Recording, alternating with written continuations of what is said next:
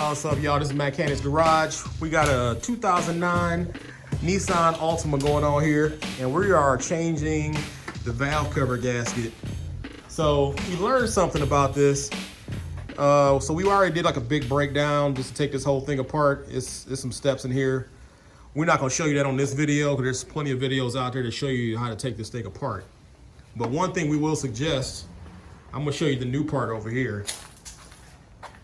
So if you look at this part actually came with the new gasket. We ended up buying the whole valve cover. So right here, this is one of the areas where some of the leaks are coming from. This is part of the spark plug tubes. You would think that these are replaceable. Trust me, they're not. You'll see a gasket set in the store that'll have these involved. These will be in the package along with this normal gasket that goes around the outside. Don't believe them. Don't go for it. Just buy the whole valve cover. You'll save yourself a load of headache. All right, over here we are prepping the surface, getting ready to install the new valve cover and the gasket. So we're just going around and cleaning all of these surfaces. You can wipe them down with like some alcohol, or if you got like some brake cleaner, put some on like a paper towel or on a cloth. Wipe those down. Do not spray anything inside of your intake up top. That might be bad. Really bad. All right, so we're prepping to install the valve cover and the gasket. So what we're doing is we're taking a little bit of RTV gasket maker and going around the whole channel. Make sure you definitely put some in the corners because that gasket in the corner is kind of shaped really funny.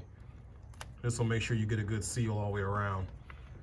So after we do this, we're gonna put a thin layer all the way around this whole area where the gas is gonna lay down, just a real thin layer. Let it tack up for a few minutes, and then once it feels a little sticky, we'll go ahead and put everything together. All right, we got the valve cover on top.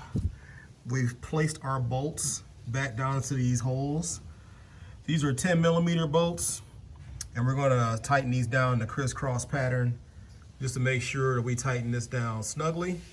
And we'll start from the inside here and work our way out. All right, we got all those bolts snug down. Now we're gonna bring on this bracket. It's part of the motor mount, and it goes over the top of your valve cover across the passenger side of the motor. So we just gotta line that up, and then we'll put those bolts in and snug those down to their proper torque specs. And don't forget, there's a secondary piece that goes to the motor mount too, which is here that we've added our bolts into. And you may have to jack up your motor. That's what we had to do to get this to drop in correctly and get everything all in alignment. So we're gonna get these all in here, snug these down. So this is another bolt that goes to the side part of the motor mount. And you just have to make sure you line that up. And be sure to get to it, you'll have to move this reservoir out of the way.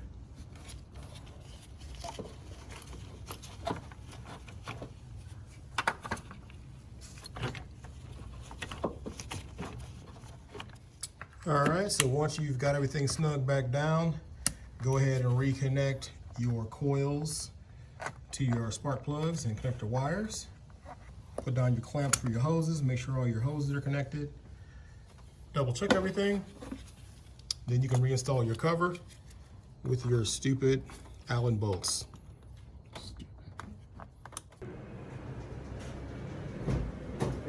All right, so we're gonna go ahead and fire it up and check for leaks.